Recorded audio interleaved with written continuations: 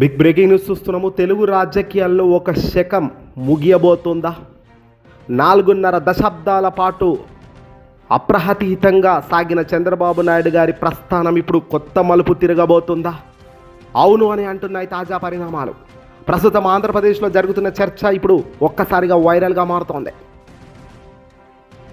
చంద్రబాబు నాయుడు గారు కూటమి అధినేత, తెలుగుదేశం పార్టీ ముఖ్యమంత్రి స్థాయిలో కూర్చున్న వ్యక్తి. అయితే చంద్రబాబు నాయుడు గారు ఆంధ్రప్రదేశ్ రాష్ట్ర ముఖ్యమంత్రి కుర్చీని వదులుకొని ఢిల్లీ పీఠం వైపు వెళ్ళబోతున్నారా అంటే అవును అనే సమాధానం వస్తుంది.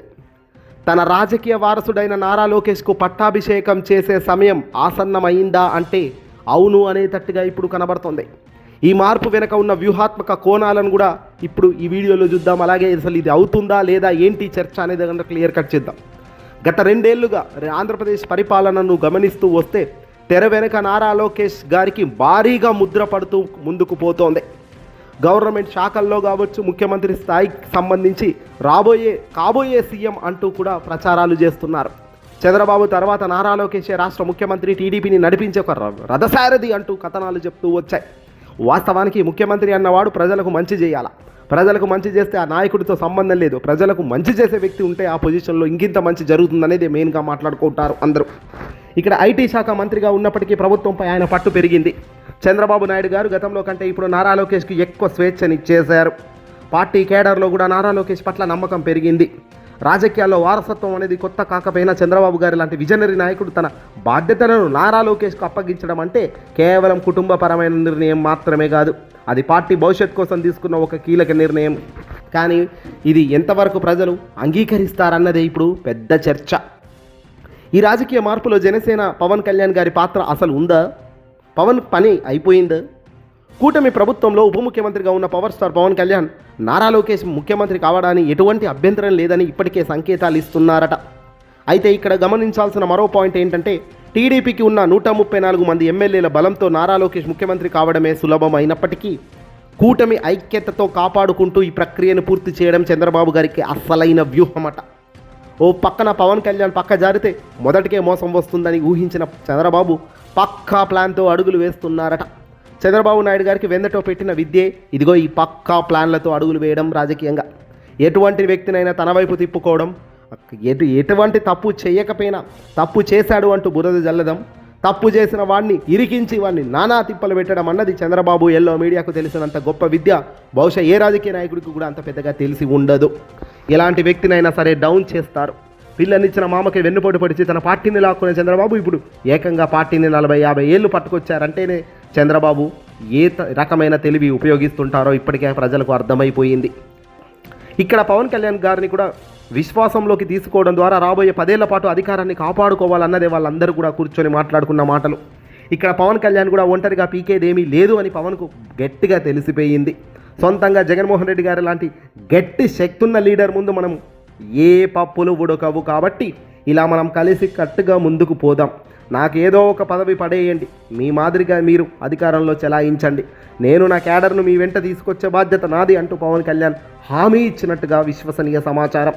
చంద్రబాబు నాయుడు గారు ముఖ్యమంత్రి పదవి వదిలిపోతే ఏం చేస్తారు? చంద్రబాబు గారు అంటేనే ఆంధ్రప్రదేశ్కి ముఖ్యమంత్రి కదా, మరి ఆయన ముఖ్యమంత్రిగా పోయి ఢిల్లీ పీఠంపై ఎందుకు ఆయన కన్నుపడింది? ఏం చేస్తాడు అక్కడికి పోయి? ఉప ముఖ్యమంత్రి అవుతాడా? లేదంటే ఉప ప్రధానికి సంబంధించిన పదవి లక్ష్యం కోసమే ఇదంతా చేస్తున్నాడా అంటే అక్కడ ఇక్కడ వినబడుతున్నది అవును అనే. ఇది కేవలం ఒక సాధారణ ఎంపీగా ఉండాలని అనుకోవడం లేదైనా. దేశంలో ఎన్డీఏ ప్రభుత్వానికి టీడీపీ మద్దతు చాలా అవసరం, ఇది మనందరికీ తెలిసిందే.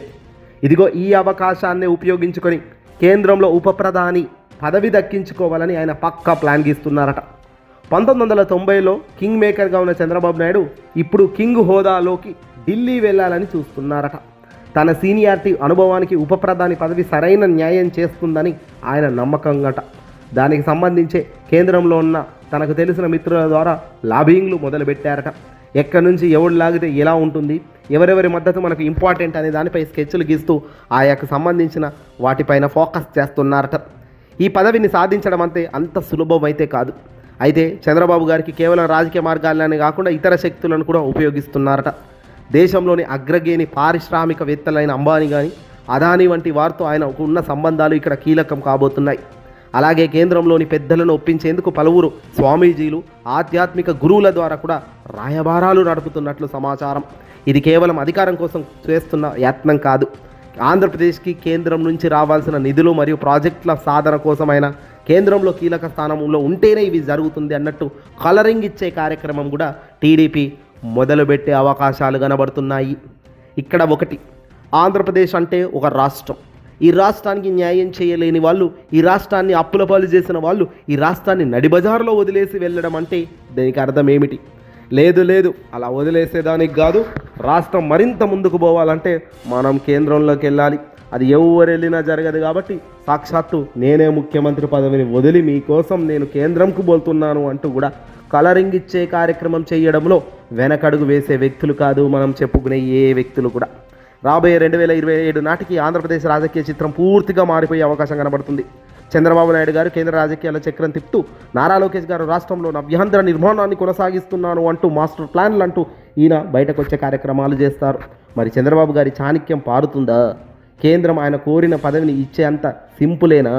కేంద్రంలో ఇప్పటికే చంద్రబాబు అంటేనే ఒక రకమైన భయం, ఒక రకమైన అభద్రతా భావం ఖచ్చితంగా ఉందట. చంద్రబాబు నాయుడు అంటేనే తన రాజకీయ అవసరాల కోసం ఏదైనా చేసే వ్యక్తి. గతంలో చంద్రబాబు నాయుడు గారు నరేంద్ర మోదీని దేశ ప్రధానిని పట్టుకొని అసలు ఎన్నెన్ని మాటలు మాట్లాడాడో, అదే మాటలు తిప్పి కొడితే ఈరోజు మళ్ళీ అదే మనిషి ఏ మాదిరిగా పైకి లేపుతున్నాడో గొప్పగా. అంటే రాజకీయ అవసరాల కోసం ఎటైతే అటు మాట్లాడతానో అంటాడు చంద్రబాబు గారు. మరి పిల్లనిచ్చిన మామకే వెన్నుపోటు పొడిచిన ఈ వ్యక్తి రాబోయే రోజుల్లో కేంద్రంలోకి వస్తున్నాడంటే మొత్తం కేంద్రాన్నే ఆగం చేసి ఇక్కడ ఉన్న వాళ్ళని డిస్టర్బ్ చేసేదంటే నిజంగా ఇది ఇబ్బందే. అంత సింపుల్గా కేంద్రంలోకి ఈయనను ఆహ్వానించి ఈయనను రమ్మంటారు అనేది అయితే ఎవరు అనుకోవడం లేదు. కానీ చంద్రబాబు మాత్రం తన ప్రయత్నాలు వేగవంతం చేస్తున్నారు. చంద్రబాబు మాత్రం తన కుమారుడికి ఇక్కడ పగ్గాలు ఇచ్చి తాను మాత్రం కేంద్రంలో దర్జా కూర్చోవాలని పక్కా స్కెచ్లు అయితే ఎగ్గిస్తున్నారు. ఢిల్లీ వేదికగా ఉప ప్రధాని అంటే ప్రధాని తర్వాత మరో ప్రధాని లెక్క. దేశం మొత్తానికి ఉప ప్రధాని అంటే అది చాలా పెద్ద పదవి. అన్ని రాష్ట్రాలను కమాండ్ చేయొచ్చు. అన్ని రాష్ట్రాలు పక్కన పెడితే రేపొద్దున ఆంధ్రప్రదేశ్లో జగన్ అధికారంలోకి వచ్చినప్పటికీ కూడా, ముఖ్యమంత్రి స్థానంలో జగన్ ఉన్నప్పటికీ కూడా కేంద్రంలో కనుక చంద్రబాబు ఉంటే ఇక్కడ వాళ్ళను కాపాడుకోవడం చాలా సులువు అవుతుంది. కేంద్రం నుంచి ఇక్కడ కమాండ్ చేయడం, కేంద్రం నుంచి ఊహించని స్థాయిలో ఇక్కడ మొత్తం పోలీస్ యంత్రాంగాన్ని తమ ఆధీనంలో పెట్టుకోవాలని చూస్తున్నారు అనేది క్లియర్ కట్గా కనబడుతున్న అంశాలు. ఏదేమైనా రాజకీయ కోణంలో చంద్రబాబు ఎటు తిరుగు ఏదో ఒక పద్ధతిలో తనదైన పదవి కోసం ముందుకు పోతున్నారు. ఆరోగ్య రీత్యా చంద్రబాబుకు ఇప్పుడు రెస్ట్ తీసుకోవాల్సిన సమయం వచ్చేసింది. కాబట్టి అలాంటి ఆ సమయాన్ని కూడా ఇదిగో ఈ పదవుల ద్వారా భర్తీ చేసుకుందామనే ఆలోచన చేస్తున్నారు. మరి ఇదంతా కరెక్టేనా? ఇలా ఆలోచించడం ఆయన చేస్తున్నది కరెక్టేనా? జగన్మోహన్ రెడ్డి గారు ప్రజల కోసం ఇంత పోరాటం చేస్తుంటే ప్రజలను అన్యాయంగా తప్పుదారి పట్టించి ఎన్నికల్లో అడ్డమైన హామీలు ఇచ్చి ఈరోజు ప్రజలను నవ్యాంధ్ర ఆంధ్రప్రదేశ్ అంటూ ఇంకోటంటూ ఏకంగా రాష్ట్రాన్ని వదిలి ఇలా వెళ్ళడం కరెక్ట్ అయితే కాదు. ఏదేమైనప్పటికీ కూడా రాష్ట్రానికి ఎటు ఎవడు పోయినా ప్రజలకు మేలు జరుగుతుందా లేదా అన్నదే పాయింట్. ఆ మేలు జరిగే రాజకీయ నాయకుడు అధికారంలో ఉండగలిగినప్పుడే, ఆ మేలు చేయాలి అన్న మంచి ఆలోచన ఉన్న వ్యక్తి రాజకీయాల్లో ఉండగలిగినప్పుడే రాజకీయంలో విలువ పెరుగుతుంది. అనుకోకుండా ఆ విలువ ప్రజలకు ఎంతో అంత మంచి చేస్తుంది.